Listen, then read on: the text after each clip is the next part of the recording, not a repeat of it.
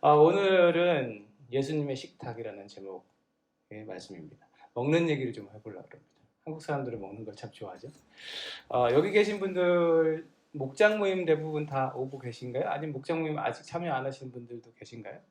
네, 나의 사랑하는 교회도 그렇고 저희 교회도 그렇고 목장 모임이라는 것을 합니다. 주중에 금요일 혹은 토요일 이렇게 우리 오랜 세월 함께 해오신 이호랑 선생님도 잘 알고 계시겠지만 목장 모임 하면요 기대되는 것이 있습니다. 네.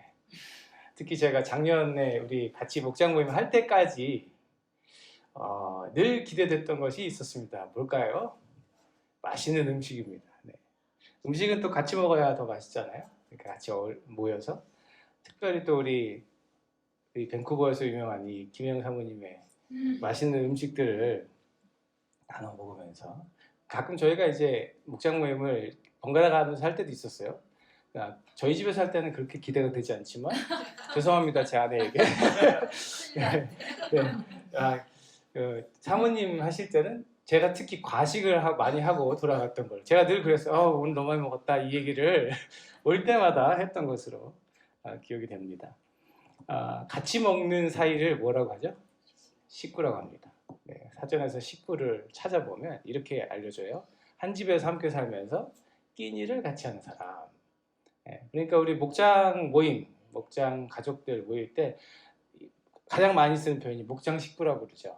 네, 항상 모여서 밥을 먹기 때문에 식구가 분명합니다. 네, 우리 여기 계신 분들은 아마 MBC의 다 식구들이실 텐데 제가 이렇게 모이면서 이 음식에 대한 기대를 가지고 늘 모였지만 처음부터 가면 갈수록 그 음식과 더불어 어쩌면 더 기대하게 되는 것이 있었습니다.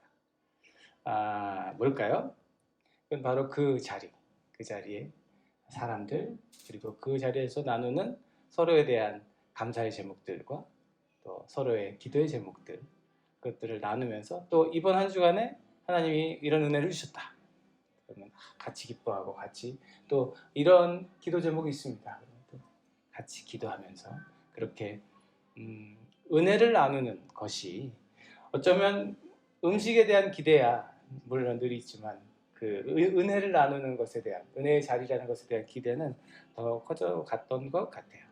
그렇게 예수님을 모르는 사람들은 잘 모를 수 있는 예수님의 이름으로 모이는 그 자리에 제가 참여했었고 아마 여기 지금 목장 모임 하시는 분들 계실 테죠.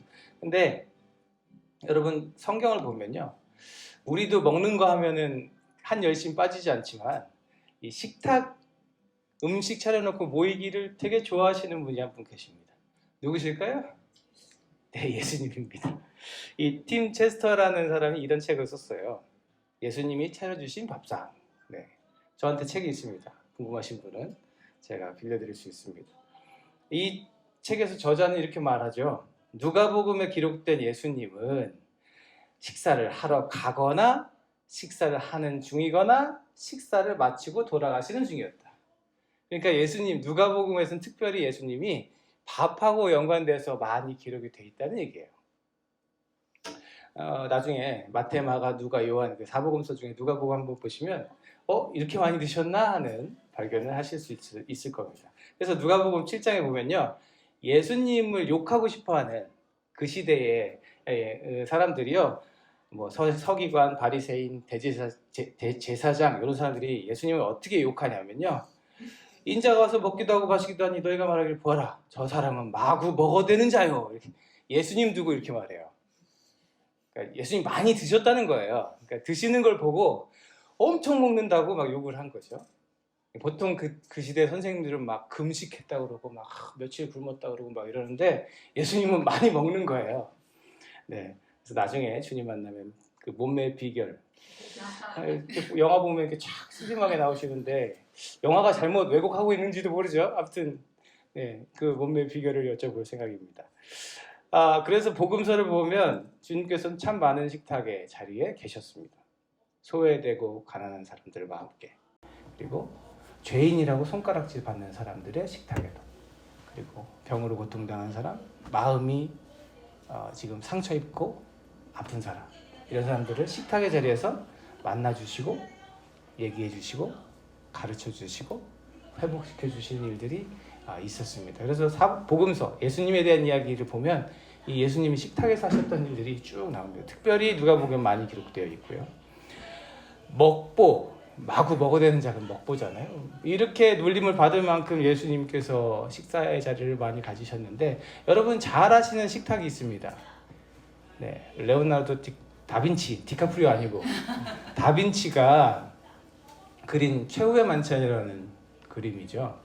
이게 예수님께서 잡히시기 전날 밤에 제자들을 불러 모으고 함께 식탁을 나누셨던 장면을 다빈치가 보진 않았을 테고 그가 성경을 읽고 성경에 대해서 들어 아는 이야기로 그렸을 거라 생각합니다. 최후의 만찬이니까 이게 예수님께서 나누신 마지막 식탁이겠지라고 생각할 수 있지만 예수님께서 죽으시기 전 마지막 식탁은 맞습니다만 예수님께서 부활하신 이후에 또 제자들과 식탁을 나누시는 얘기가 성경에는 기록되어 있죠. 그래서 오늘 그 누가복음 보면은 오늘은 요한복음이고 누가복음 보면은 그 부활하신 주님께서 제자들을 만나서 식탁 나누는 얘기가 나와요. 이게 렘브란트라는 유명한 화가가 그렸다는데 엠마오의 저녁 식사입니다. 이 예수님이 십자가에 못 박혀 죽으시고 두 제자가요. 그 엠마오로 가는 길에서 예수님 돌아가셨대. 십자가를 지셨다는데 죽었다는데 이런 얘기를 막 하면서 가요. 근데 예수님이 짠하고 나타났어서 Hey bro, what's up? 이러면서 니네 무슨 얘기해? 랩으로 하시진 않았을 거고 야 니네 뭔 얘기하냐? 뭐 이런 일이 있었는데 모르세요? 형 몰라요? 막 이렇게 얘기해. 예수님인지 모르고 알아보지 못합니다. 뭐 얘기하다가 늦었는데 식사 같이 하시죠. 그래갖고 식사하는 자리에서 예수님이 음식을 딱 떼서 주시는 순간에 주님이신 것을 깨닫게 되죠. 이런 식탁의 자리 얘기가 나오고요. 또 주님께서 못 박히셔서 부활하신 뒤에 손과 발에 못자국을 보여주시면서 창자국을 보여주시면서 야 좀 믿어라 하고 말씀하시면서 이것들이 보고도 안 믿네? 그냥 여기 음식 없냐? 갖고 와봐. 딱 드시는 것을 보여주시는 장면이 또 나와요. 예수님께서 그렇게 부활하신 이후에 제자들과 음식을 나누시고요. 오늘 본문인 요한복음 21장이 이 디베랴에서의 아침 식사가 성경에 기록된 예수님의 마지막 식사입니다. 정말 최후의 만찬. 부활하신 주님께서 이렇게 하늘로 올라가시기 전에 제자들에게 나타나셨던 진짜 마지막 식사. 이 식탁의 의미를 우리가 좀 찾아보면 이 식탁을 통해서 예수님께서 어떤 깨달음을 제자들에게 주시고자 하셨는지 알면 큰 은혜가 될 줄로 믿습니다. 오늘 본문 보면요. 2절 말씀에 시몬 베드로와 디두모라는 도마와 갈릴리 사람 이렇게 하면서 제자들의 이름들이 쭉 나옵니다. 그래서 여기 모여있던 제자들의 명수는 모두 7명입니다. 여러분들 성경을 읽으실 때요. 특별히 주목해봐야 하는 숫자들이 있어요. 네, 상징을 가지고 있는 숫자들이 있는데 3도 그렇고요. 성삼위일체, 성부, 성자, 성령 3도 그렇고요. 그리고 12라는 숫자도 구약의 12지파 얘기가 나오고 12제자가 나오죠. 그리고 구약 성경 보면 40일 동안 금식하시고 40년 동안 광야를 돌고 이런 40이라는 숫자도 나오고요. 이런 3, 12, 40 이런 숫자는요. 완전함, 가득 찼다는 것을 나타내는 뜻을 가지고 있어요. 그런데 7도 그렇습니다. 7. 여기 제자들이 7명 나와요. 원래 제자는 12입니다. 그러나 이 시점에 제자 한 명이 갔죠. 어디로? 가룟 유다는 예수님을 팔고 스스로 저 세상으로 갑니다. 12 완전하면서 하나를 잃어버린 그 상태에서 제자들 7을 예수님이 여기 만나세요. 온전함을 나타내는 7이라는 걸 기억하시면서 보시면 좋겠습니다. 그래서 계시록 보면은 계시록의 편지가 세상에 교회들의 편지가 막 보내지는데 몇 교회에게 보내질까? 이러면 알겠지. 아이, 잘한 똑똑한 학생입니다. 7교회의 편지가 써지고 있잖아요. 여튼 그 자리에 7명의 제자와 함께 예수님이 계셨다는 거예요. 디베랴 호수 아까 그랬는데 디베랴 호수가요. 여러분 잘 아시는 갈릴리 바다입니다. 갈릴리 바다 인근이고요. 갈릴리는 호수라고도 하고 바다라고도 해요. 헷갈리지 마시고 물은 담수가 분명한데 가보면 바다처럼 파도가 막 칩니다. 파도가 치고 해일이 일고, 그래서 그 바다라고도 부르고 호수라고도 부르는 그곳에 주님께서 찾아가셨어요. 그곳에는 밤이 새도록 고기를 잡던 7명의 제자들이 있었죠. 이제 동이 막 틀 무렵 밤새 막 고기를 열심히 잡았는데 잡지 못했던 그 자들이 지쳐서 이제 아유 그만하자 하는 즈음에 예수님께서 나타나셔요. 근데 여러분 좀 재밌지 않으세요? 여기서 생각해 봐야 될 게, 주님이 부활하셔서 분명히 제자들을 만나셔서 나 부활했다 하고 보여주신 게 벌써 좀 한참 전인데 이 사람들이 왜 여기 와서 다시 고기를 잡고 있을까? 이제 주님 말씀하신 곳에서 주님이 예배하실 일을 할 준비를, 레디를 딱 하고 있어야 되는데 왜 제자들은 여기 와가지고, 시몬 베드로가 그랬다는 거예요. 나는 고기를 잡으러 가겠다. 에이 난 모르겠고 고기 잡으러 갈래. 그러니까 다른 제자들이 왜 그래? 이게 아니라 나도 갈래. 그리고 갔다는 거예요. 그래서 이 제자들은 사람 낚는 어부가 되기 위해 사람들에게 가는 게 아니라 물고기 낚는 어부가 되기 위해 다시 배를 탄 거예요. 전직이 뭐죠 이 사람들? 어부죠. 자신이 잘할 수 있고 가장 익숙한 일을 하는 곳으로 다시 돌아간 겁니다. 그렇게 배를 타고 예수님 없이 살 준비를 하는 것 같이 보여요. 그런데 여기서 고기를 많이 잡았던가요? 노련한 어부들이? 고기 하나도 못 잡았어요. 밤새도록. 주님께서 저쪽에서 부르시죠. 얘들아 고기 잡았냐? 근데 아직 주님인지 몰랐어. 하나도 못 잡았습니다. 그러죠. 그래서 그러면 고기 저 그물을 오른편으로 던져. 그럼 많이 잡을 거야? 여기서 문제. 승질 고약한 베드로가 이 얘기를 들었을 때 기분이 좋아야 됩니까? 나빠야 됩니까? 아 그래요? 이쪽에? 이렇게 해야 됩니까? 뭐야 지금? 나도 어부인데 우리가 지금 밤새도록 해봤는데, 저 같았으면 기분이 좀 나빴을 것 같기도 해요. 근데 군말 안 하고 그대로 던지죠. 그래서 153마리 모나미 볼펜 153 153마리를 잡습니다. 그래서 이제 그 상황에 예수님을 사랑했던 한 제자, 우리가 요한이라고 추정하는 그가 주님이다 하고 베드로에게 얘기해 줍니다. 그러니까 베드로가 어떻게 해요? 옷을 다시 입고 바다로 뛰어들어서 예수님께 오죠. 그래서 지금 주님이 만났습니다. 뭐 금을 던져라 이렇게 하셨고, 만나보니까요 그곳에 뭐가 있었어요? 아침 식사가 탁 준비가 되어 있는 겁니다. 예수님은 밥을 참 좋아해.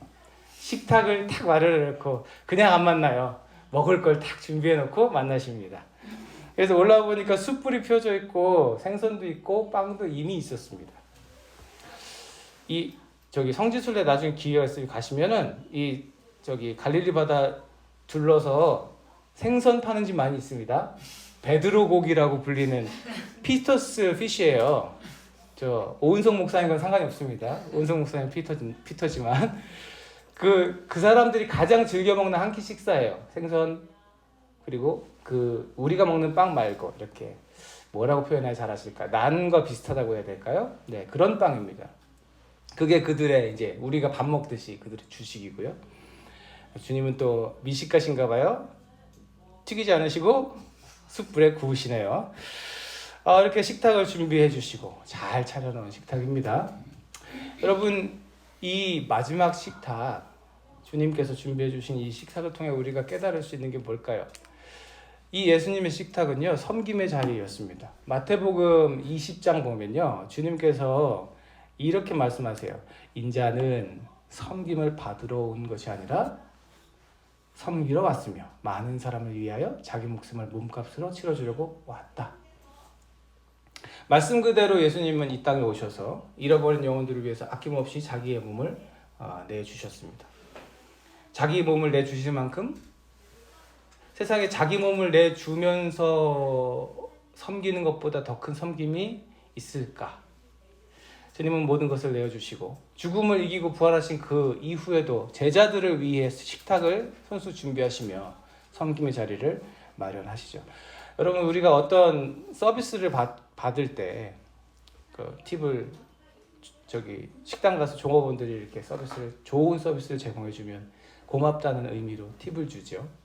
그런 서비스를 받고선 식당을 나오면서 오늘 섬김이 너무 좋았어 이렇게 말하지는 않습니다.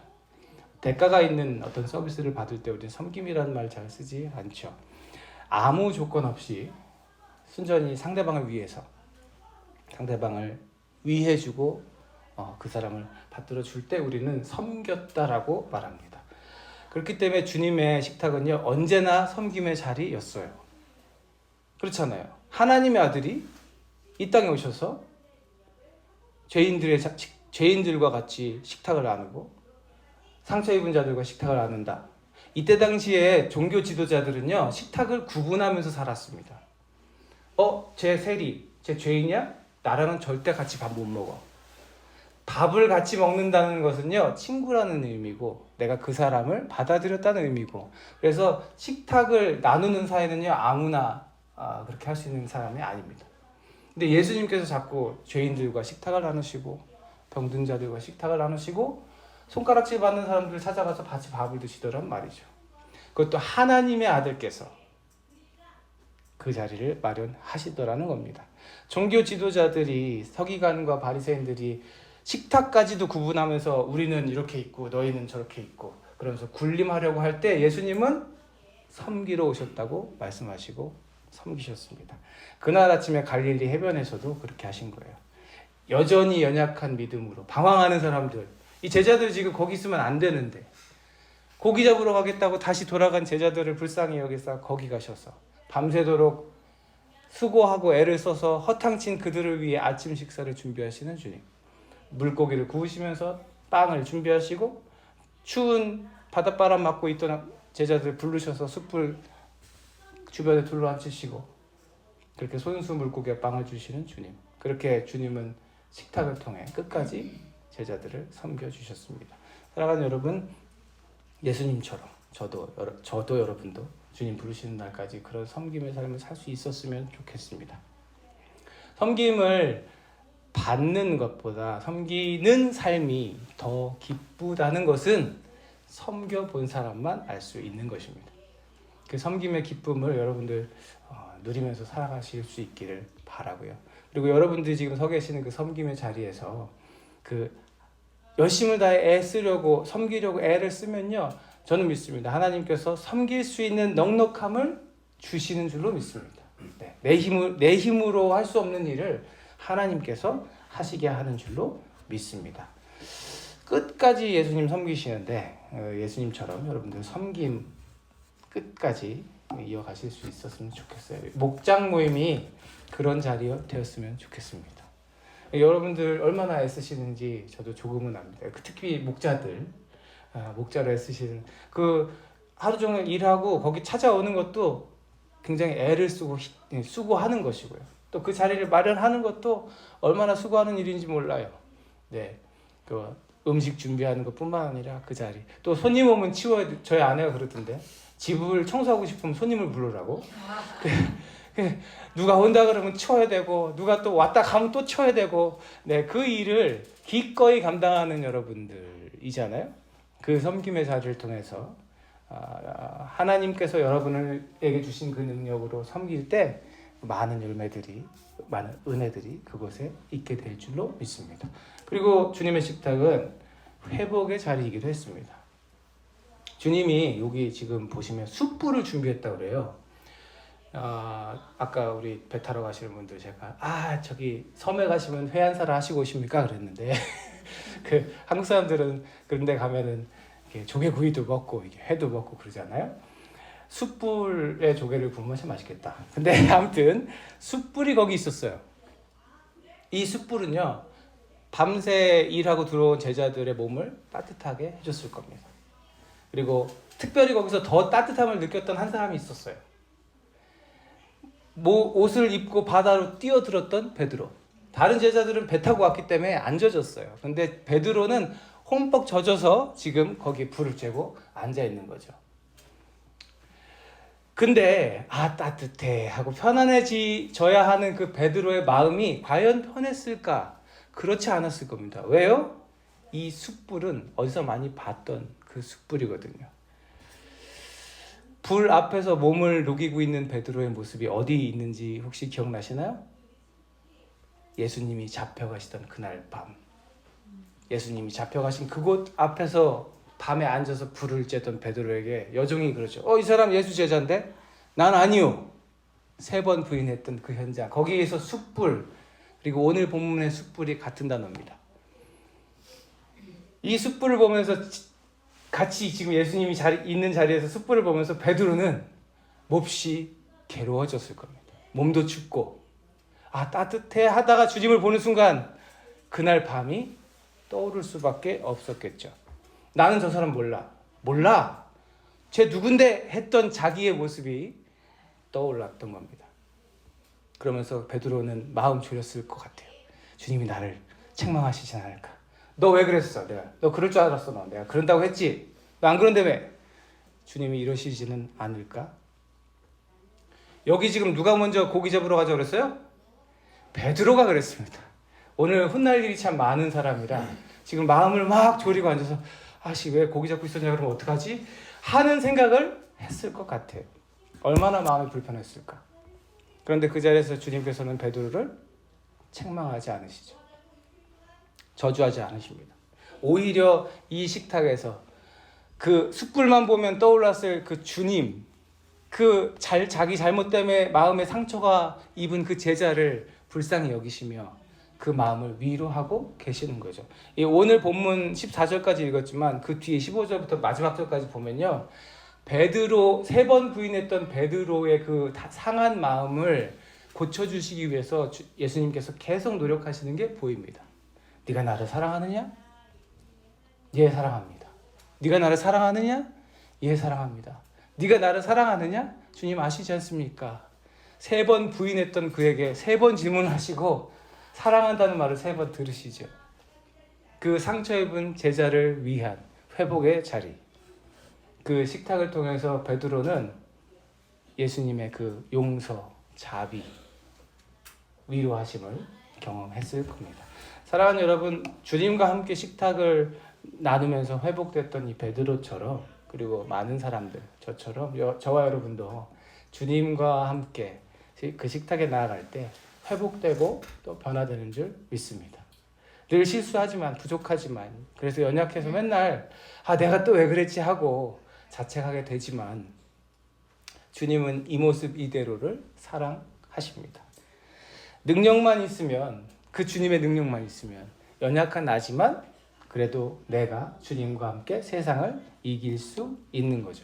주님께서 우리에게 말씀하십니다. 누구든지 그리스도 안에 있으면 그는 새로운 피조물입니다. 옛것은 지나갔습니다. 보십시오, 새 것이 되었습니다. 베드로는 이제 주님과 그 식탁을 나누면서 완전히 회복되어 새로운 삶을 얻어 나중에 성령을 입어 정말 위대한 일을 하는 사도가 됩니다. 옛것은 지나가고 새 것이 된 베드로처럼 우리도, 저와 여러분도 예수님의 식탁을 통해서 새로운 사람들 되었으면. 그래서 주님께서 맡기시는 내가 그걸 어떻게 해요? 내가 그걸 어떻게 살아요? 가 아니라 주님과 함께 살아보겠습니다 라고 말할 수 있게 되기를 주님의 이름으로 축복합니다. 그리고 마지막으로 주님의 식탁은 은혜의 자리였습니다. 대가 없이 받는 것을 우리가 은혜라고 그러죠. 선물을 탁 주고 선물입니다, 100불입니다 이러면 그것은 선물이 아니죠. 전혀 뜻밖의 주어지는 것이 은혜입니다. 받을만 하지 못한데 받는 것이 은혜죠. 그런 의미에서 주님의 식탁은 은혜의 자리인 겁니다.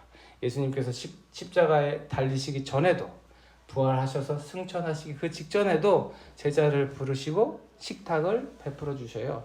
그 밥상에 이렇게 둘러 앉아가지고 여전히 연약하기 짝이 없는 그 제자들을 데리고 아직도 놀라운 일들을 계획하고 계시는 거예요.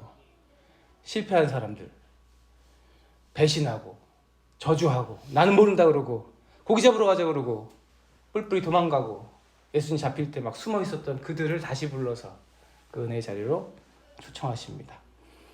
실패할 것 같이 보이지만 그들을 새롭게 하시고 위대한 명령을 다시금 주시는 거죠. 값 없이 주시는 것이, 대가 없이 주시는 것이 은혜라고 했습니다. 제자들은 그 식탁에서 주님이 주시는 이 은혜를 누렸을 겁니다. 그리고 그 은혜를 누렸던 제자들이 이 땅에 교회를 세웠고 그 교회들이 이어져서 지금 우리가 여기에 있는 거겠죠. 사랑하는 여러분, 우리는 그래서 모두 복음의 빚진 자입니다. 그리고 주님의 식탁에서 흘러넘친 그 은혜에 빚진 사람들입니다. 주님께서는 오늘 우리에게 우리의 식탁을 통해 주님의 은혜가 다시 흘러가기를 원하시는 줄로 믿습니다. 여러분, 어떻게 주님의 식탁을 우리가 경험할 수 있을까요? 어떻게 주님의 식탁을 우리가 나눌 수 있을까요? 두세 사람이 내 이름으로 모여있는 자리, 거기에 내가 그들 가운데 있다.